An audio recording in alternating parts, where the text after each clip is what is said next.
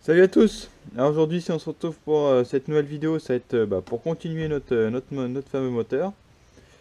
Et aujourd'hui, je propose qu'on regarde plus particulièrement le vilebrequin. Donc je pensais faire le vilebrequin. Donc le vilebrequin, c'est quelque chose qui est assez intéressant à faire du fait qu'il y a un excentrique.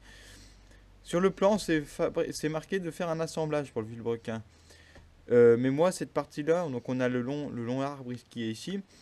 Moi, ce que je vais faire avec ce long arbre, c'est que je vais pas je vais l'assembler, mais pas cette partie-là. Donc le maneton, ça va être tout taillé dans la masse, donc dans un rond comme ça. Donc juste assez pour pouvoir accueillir le maneton et le petit volant ici là. Donc volant non équilibré d'ailleurs, parce que c'est un simple moteur, donc on cherche pas de haut rendement là-dessus. Donc cette partie là, le grand arbre, je vais le faire avec un bout d'aluminium comme celui-ci, donc un plus fort d'1 mètre, ça doit être du 12 ça. C'est un aluminium qui est assez chiant à usiner, qui colle assez. À voir si ça va, parce que c'est quand même un diamètre 3 et ça risque d'être assez compliqué de faire ce diamètre là, après à voir. Donc diamètre 3, donc ici on aura un trou de 3, donc forcément encore un trou de 3, déjà l'autre jour on en avait fait un. Donc voilà, donc on va commencer par la partie ici, tailler le vilebrequin, donc l'excentrique. Donc on a un 14 plus 5, donc à bien se retenir les cotations pour la découpe. Donc voilà, donc une partie assez simple du moteur. Enfin, assez simple, assez intéressante, j'ai envie de dire, pour le moteur. Donc, je pense que le mieux, c'est de commencer. Donc voilà, j'ai centré la pièce. Donc là, c'est du centrage concentrique, donc il n'y a pas de problème avec ça. Par contre, je vous montrerai bien le centrage, comment je vais procéder pour le centrage de l'excentricité. Donc, comme d'habitude, l'éternel surfaçage en premier. Je vais faire un mini trou de centrage avec mon pointeur, mon four à centrer, pardon. Et ça va être bon normalement. Je vais regarder quelque chose.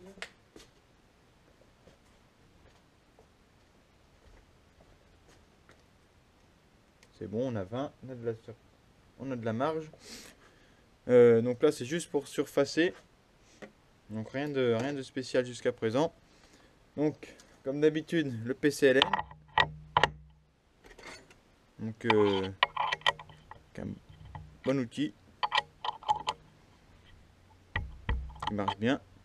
Et on peut voir une dernière vidéo que j'ai regardée d'un youtubeur qui fait aussi des vidéos sur la fabrication usinale. Donc, vous connaissez sûrement, c'est iBomb79. Il a montré une dernière vidéo récente où il montrait les porte-outils carbure PCLN CNMG. Donc PCLN c'est celui-là, mais il y a pour plaquettes CNMG. Donc on peut voir que c'est un grand modèle de plaquettes utilisé dans nombreux pays, et c'est quelque chose qui va bien pour tout faire. Donc voilà. Donc première chose, c'est le surfaçage, donc 1 mm par tour en surfaçage.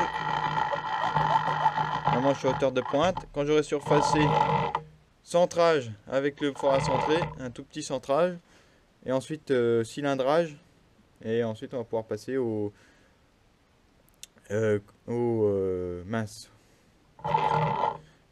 centrage excentrique. Donc c'est parti.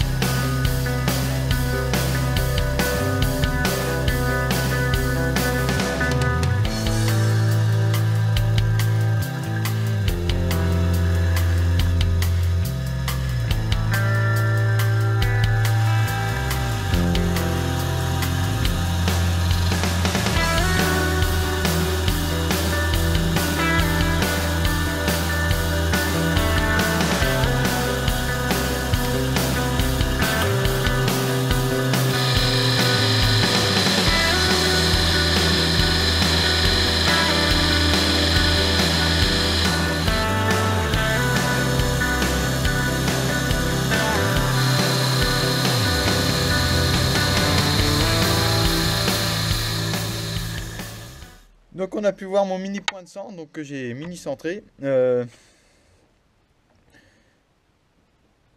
plaquette repoussait un peu le métal. Bon, rien d'affolant. La finition est pas mauvaise. Donc pareil que l'autre fois, je prends mon compas, je vais faire un cercle. Donc dans mon mini centre. D'accord. Donc on va tourner. Voilà, une vitesse très lente. Si possible, pour éviter de se broyer les doigts.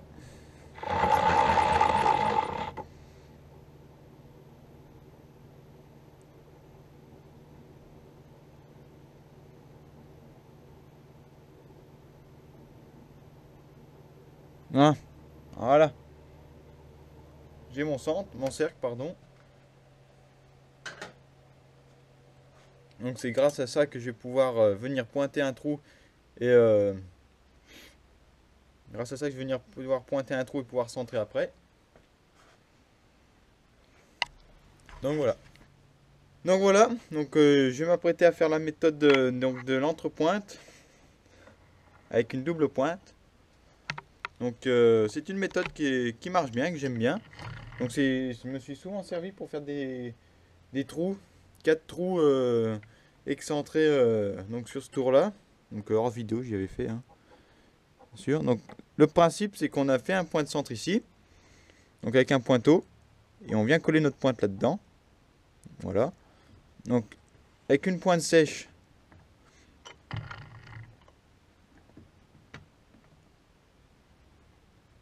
de l'autre côté.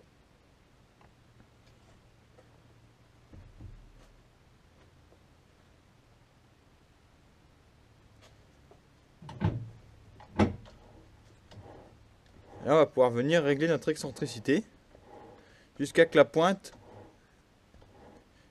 puisse tourner rond, donc sur le comparateur. Donc j'installe le comparateur et on se reprend juste après. Donc là, maintenant qu'ici on est à la cote, je vais venir desserrer donc mon mandrin pour déjà centrer visuellement la pointe, pour éviter d'avoir trop de tours de comparateur à gérer. Donc voilà. Si possible, le point de centre, on l'aligne par la suite sur un mort, comme ça on est sûr de régler bien le point haut et le point bas par rapport à un mort, et pas par rapport entre deux morts qui serait un peu plus compliqué. Donc pas grand chose, mais ce serait un peu plus chiant. Donc voilà. Donc celui-ci, on peut voir que je peux le desserrer du fait que celui-là est en bas. Je vais le ramener par là. Donc pour l'instant, c'est un centrage seulement visuel, hein. Voilà. Le tout, c'est pas faire tomber la pièce dans le bac à copeaux. Voilà.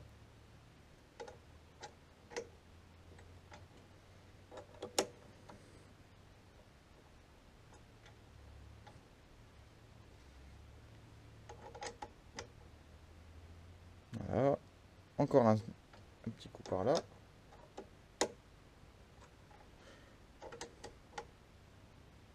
Encore.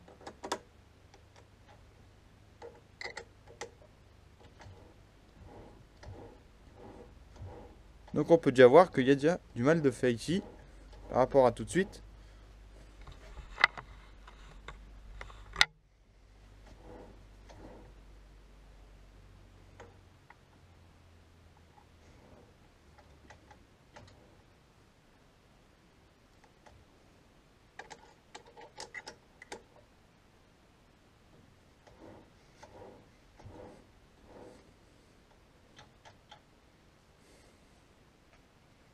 Donc là maintenant, comparateur.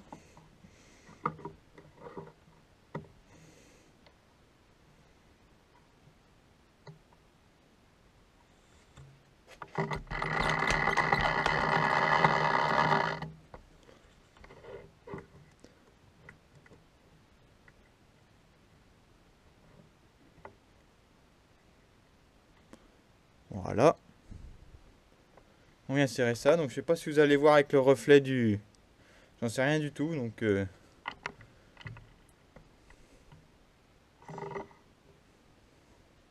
on verra bien.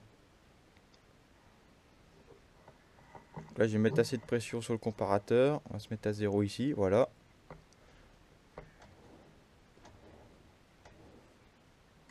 Donc ça c'était prévu d'avance.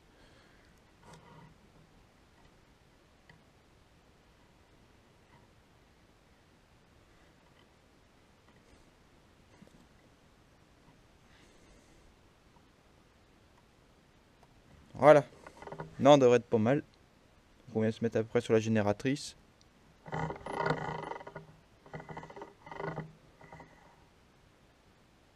Voilà.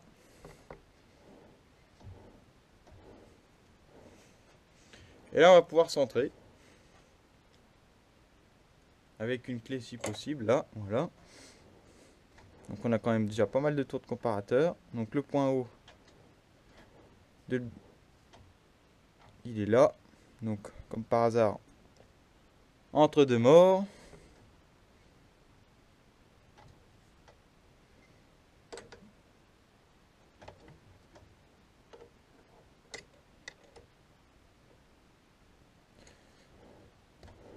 Là.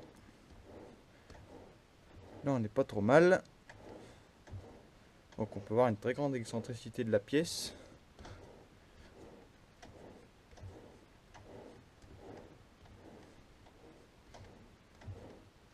Point haut, là.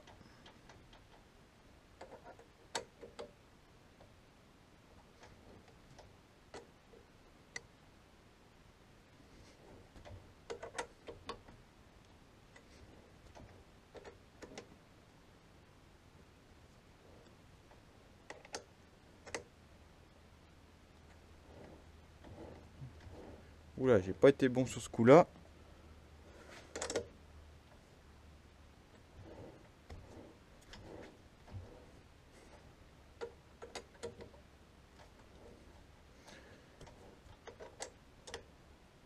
Donc c'est le problème du tournage excentrique, c'est qu'après on ne sert plus sur le bout des morts, mais on sert sur la partie en V des morts. Donc c'est pour ça c'est un peu plus pénible après. Quand vous n'avez peut-être pas l'habitude, c'est moi non plus, j'en ferai très rarement des excentricités, mais quand j'en fais c'est pas toujours évident. On va se mettre là. Le but c'est pas de trop faire bouger l'aiguille.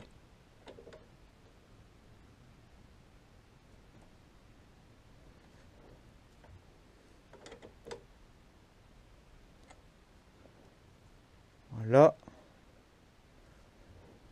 Là, on va desserrer un coup là. Le mord d'en face.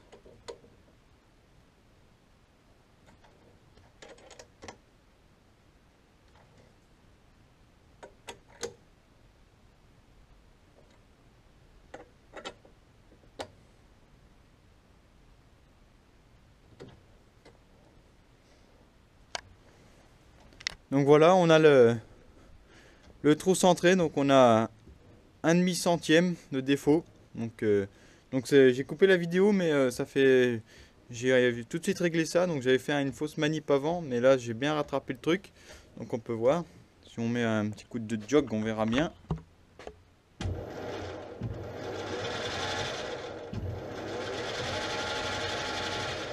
On peut voir que la pointe tourne parfaitement rond. Non, même si elle tourne pas, elle est bien centrée dans le trou.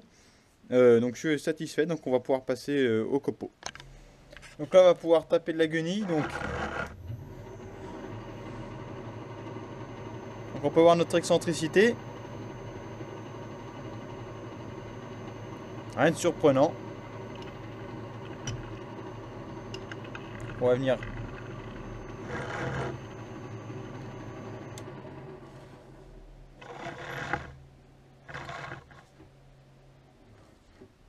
Éviter de trop taper.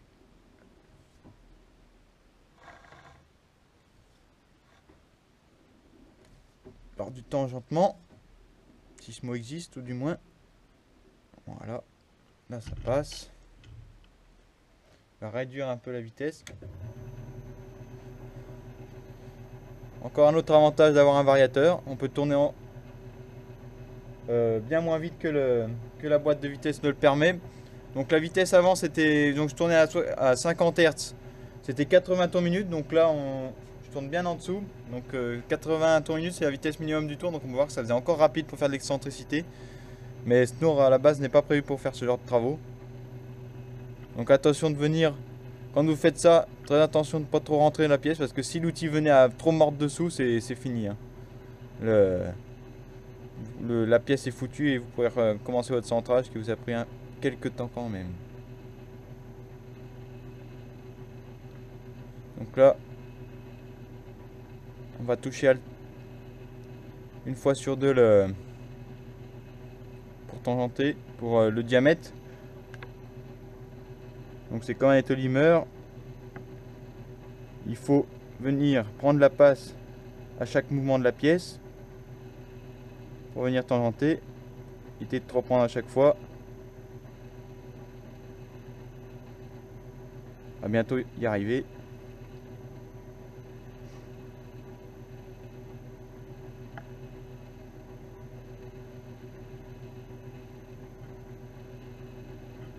Voilà, là on a tangenté. Je vais mettre mon vernis gradué à 0, si possible, parce que j'ai mon fil de caméra qui est en train de la recharger. Donc voilà, à 0. Et là je vais prendre un mini dixième pour commencer. Vitesse mini de l'avance. Je préfère commencer doucement plutôt que m'affoler et puis faire des conneries.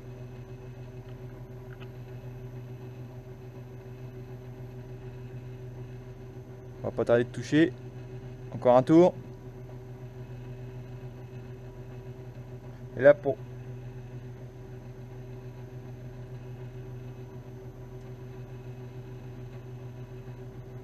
Non, je mets l'avance.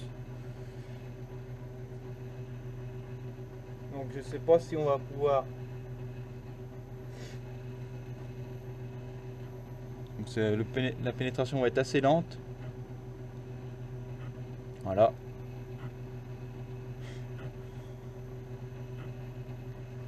Donc c'est un travail de patience. Donc j'ai réglé ma butée à 9,5.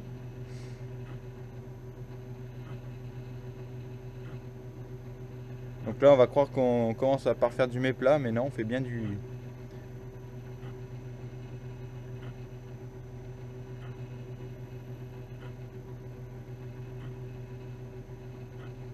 cercle, du diamètre, pardon.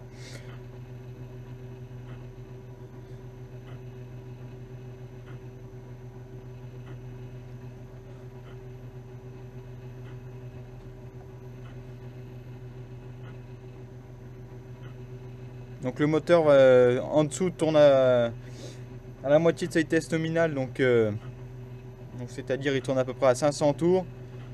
Donc il va avoir tendance à chauffer, donc c'est pour ça que ces opérations en général les moteurs n'aiment pas bien quand on est en dessous de la vitesse nominale du moteur.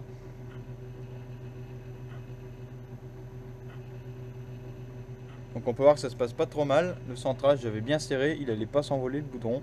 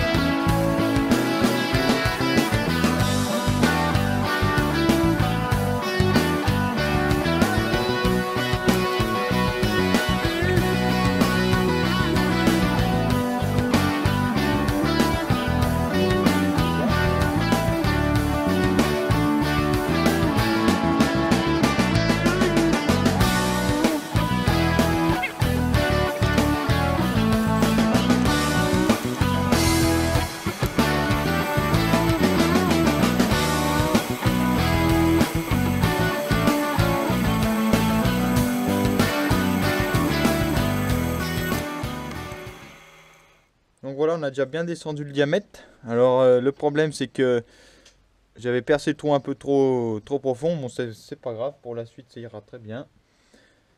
On va contrôler le diamètre. Donc on doit être à un diamètre 3. Donc pour le maneton du piston, de la bielle, pardon.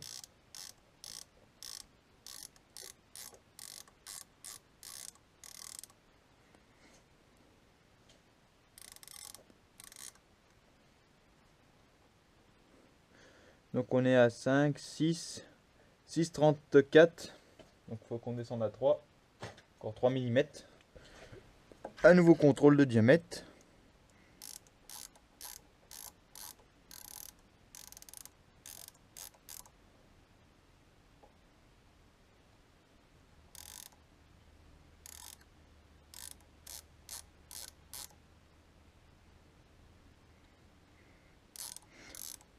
Ce frein est assez chiant. Donc là on est à 5,34 normal. Je viens d'enlever 1 mm. Un nouveau millimètre pour la suite. Donc on a 4,34 et on est reparti. Juste encore accélérer un coup.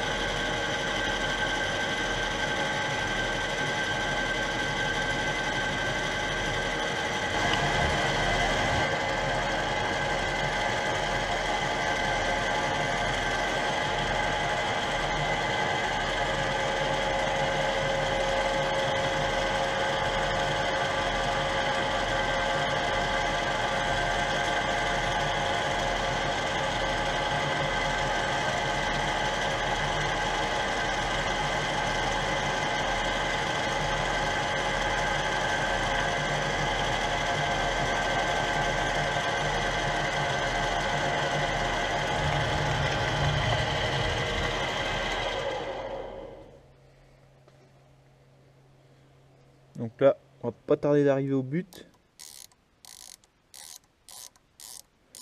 3,10 c'est normal.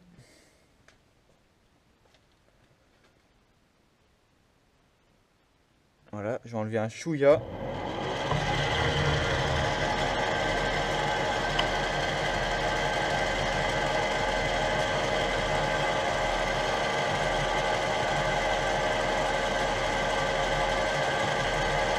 Donc là on peut voir, on sort quand même du copeau.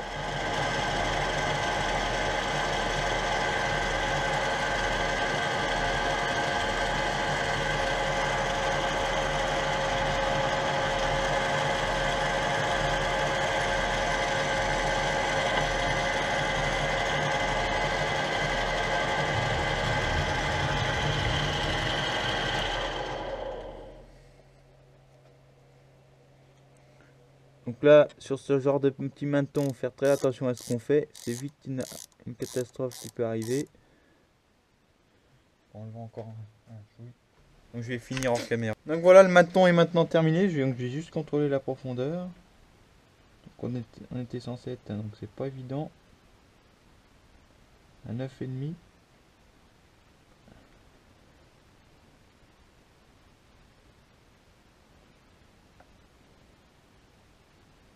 Donc on a un peu plus, c'est pas très grave, ça gêne pas. Dernière opération avant de terminer, le dressage de la face. Donc je vais venir remonter, donc sens inverse.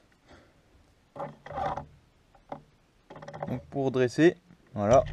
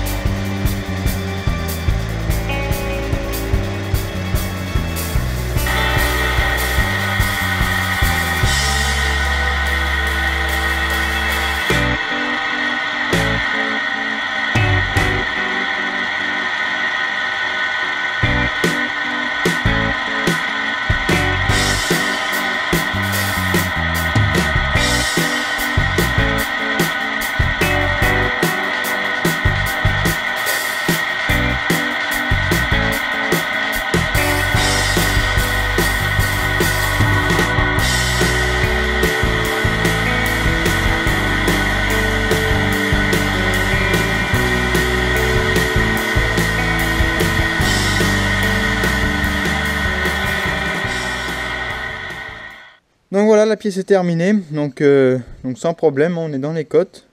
L'épaisseur aussi, donc je l'avais pris sur mon petit tour, donc, pour y contrôler, donc voilà. On est à 5. Le diamètre est à 3. Contrôle au micromètre, 3 piles, on peut pas faire mieux. Donc voilà. Donc une